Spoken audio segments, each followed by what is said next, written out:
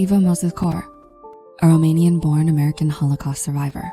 Eva and her twin sister Miriam were subjected to cruel human experimentation at the Auschwitz concentration camp during World War II.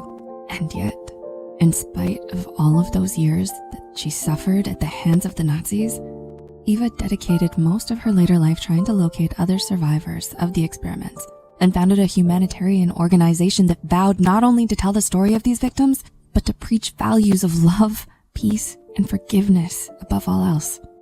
But if these stories are anything to go by, then why aren't more people happy? And why does it seem so hard for the rest of us? Well, psychology tells us that it's not actually that simple, and that there's a lot more to happiness than we think. In fact, some people can even fear happiness and become addicted to sadness instead. But with that said, here are 6 psychology-backed reasons why you might be addicted to sadness. Number 1, learned helplessness. A concept first studied by psychologist Martin Seligman, learned helplessness is defined as a sense of powerlessness, often arising from a traumatic event or persistent failure to succeed, that tends to develop into depressive and self-destructive behavioral patterns and tendencies. Simply put, learned helplessness is what happens when you've been chronically abused and traumatized to the point where you no longer believe it possible that things will ever get better. Tragedy and suffering have played such a large role in your life for so long, you start to think there's nothing you can do to change things for the better anymore. And you become resigned, hopeless, and addicted to sadness. Number 2, positive reinforcement. Another reason why we may become addicted to sadness is if it is positively reinforced in us. Positive reinforcement happens when a desirable stimulus reinforces a certain behavior in us, making it more likely to reoccur. Simply put, when we are rewarded and enabled for our sadness, it's all too easy to become addicted to it and get stuck in our ways. An example would be if constantly playing the victim and needing to be saved from your own sadness is the only way you've learned how to get close to others and gain the care and attention of your loved ones. Number 3, choice theory.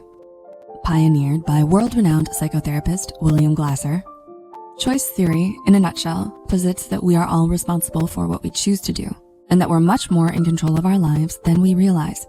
In fact, Glasser once famously said that we choose everything we do, including the misery we feel.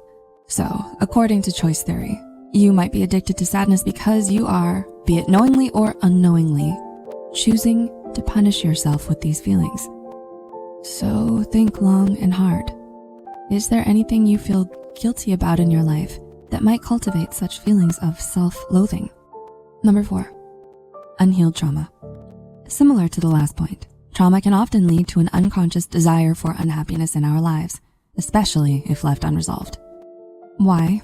Because more often than not, those who have suffered a traumatic experience have a hard time moving on from their past and instead fall into the trap of denial, negativity, and self-sabotage. They become resistant to positive change because happiness, safety, and security just seem so scary and unfamiliar to them now. In their minds, happiness is fleeting and transient, so why bother trying to chase after it when you'll only end up disappointed? Number 5, low self-esteem. Some people also become addicted to sadness as a result of having low self-esteem. Deeply rooted insecurities and a lack of self-worth can lead them to believe that they don't deserve to be happy. They're extremely harsh and critical towards themselves and often find it difficult to overcome their own sense of self-pity.